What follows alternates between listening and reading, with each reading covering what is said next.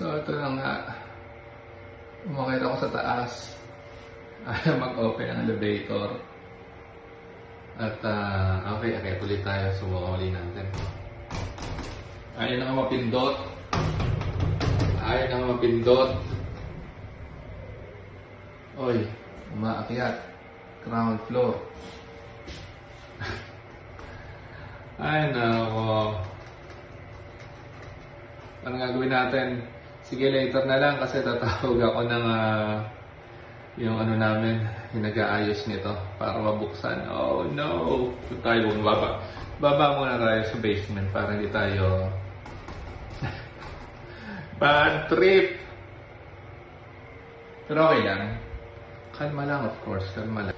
But it's okay. Okay lang. Okay lang. Relax lang daw. Sabi ng ating tropa na nag-aayos nito. So, dito lang tayo. Siyempre, pag na-stuck ka sa elevator, ang unang-una mong gagawin, wala kang magagawa kundi magantay. At unang-una, siyempre, mag-pray ka. Pag-pray mo lang na mabubuksan din yan. Nandito na yung saklolo sa labas, guys. Nantry na yung buksan. Umar! Oho!